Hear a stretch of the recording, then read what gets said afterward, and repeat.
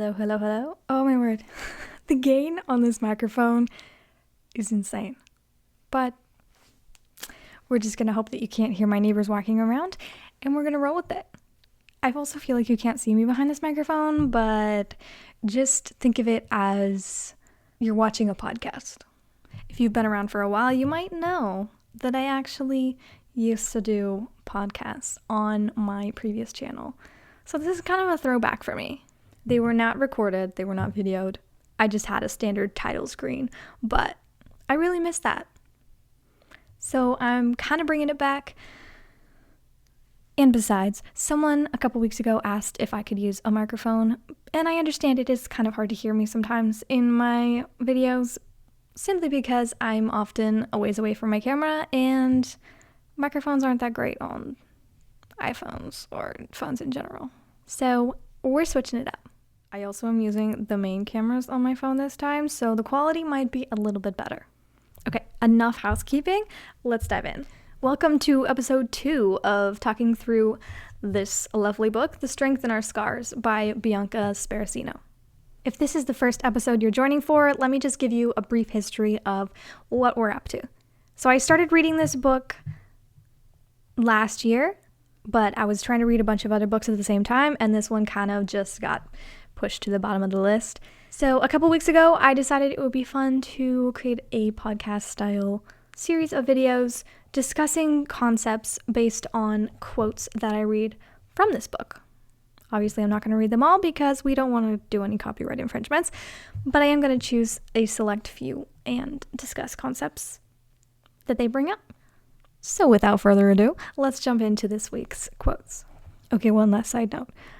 I did not have energy before I sat down to film this, but even just like hearing myself in the mic, I don't know why I love it so much. But I'm energized now, so let's get into it. Full disclosure, I am just reading through and finding one. I did not plan anything before this happened. Ooh. I really like this one. Okay. The first quote is from page 15, and it's kind of a longer one. It says, "It took me a long time to realize that not everything in life is meant to be a beautiful story. Not every person we feel something deep and moving with is meant to make a home within us, is meant to be forever. Sometimes people come into our lives to teach us how to love, and sometimes people come into our lives to teach us how not to love, how not to settle, how not to shrink ourselves ever again. Yes, sometimes people leave, but that's okay, because their lessons always stay, and that is what matters. That is what remains." Mic drop.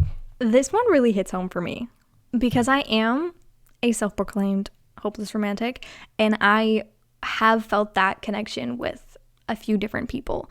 And when it's become evident that they're not my person, they're not going to be my person, it's kind of been weird for me to process, because it's like, wait, but I have such a good connection with them, like, how could they not? But it's true. Not everyone that we feel those connections with is meant to be a romantic partner.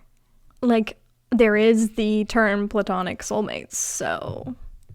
And funny enough, usually that connection is with someone that I, like, meet on vacation or at an event, and I only see them for like a few days, and then we like never see each other again, and it's really sad. But those connections, those times that I do find those connections with people, it like gives me hope. Like, okay, this is still possible. Like, I could still feel this with the person that I end up with. So those experiences aren't entirely wasted. And there have also been people that, like she said, came into my life to teach me how not to love, how not to be a friend. And frankly, I've been that person too. Like, I used to not be a very nice person, and I feel bad for anyone who knew me when I was younger. So I fully realize that there are people that come into our lives that teach us how not to love, how not to live, what not to do. And I think those people are really valuable. Because if we only had good friendships and solid people in our lives, we wouldn't learn any lessons. Frankly, we would become spoiled. We would not know how to deal with conflict. Because really, the only way to learn how to deal with conflict is to go through it and trial and error. Like, you can know all the tips for handling conflict and like read books on it. You can be the most well-versed when it comes to dealing with conflict, but if you never experience it, I feel like that knowledge doesn't do you a whole lot of good. And also bringing out at the end of that quote where it said, yes, sometimes people leave, but their lessons always stay. That kind of made me think of like how people come in and out of our lives based on like our seasons. And looking back on my own life, it's really interesting to see how many people have only been in my life for a few years, for certain seasons. And like, if I saw them again, like we're still friends. Like we would talk to each other, but it's not like on that same level that it was back then. And that's totally fine.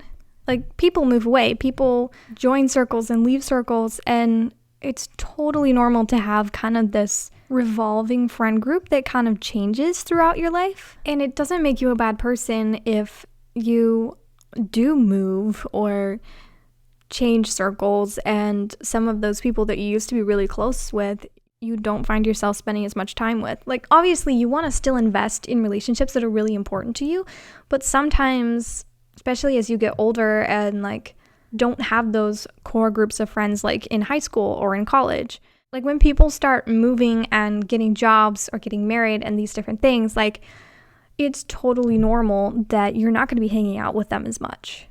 Okay, wow, I feel like I just covered like 5 different topics in the last 8 minutes. This is what happens when I don't prepare though. I just get on rants and like one thing leads to another, and I'm really good at rabbit trailing, but hopefully some of that made sense. Okay, let's see. What advice can I pull from what I just spewed? Okay. If you are like me and have had those experiences where you met someone for a short amount of time and you had that connection that just felt so real and so genuine and kind of left you wondering like, is this my person? But maybe not. Even if they're not your person, just use that as hope that that kind of connection is possible. Secondly, if you are that person that moved away or is finding yourself kind of changing friend circles, don't feel bad if you find yourself not spending as much time with certain people as you used to. But do intentionally invest time in those relationships that are really important to you and that you want to last throughout all your seasons. Because it is good to have a few core friends that kind of just stick with you for your whole life. That is it for this episode. If you enjoyed this format, please comment down below and let me know. I feel like I might put the pop cover on my mic next time though, because I am just hearing back in my own ear a lot of harsh letters and breathing, so I apologize. And if you would like to purchase this book and follow along, I will put the link down in the description. And my heater is turning on, so that is it for this video. Thank you so much for watching, and I'll see you right back here next week.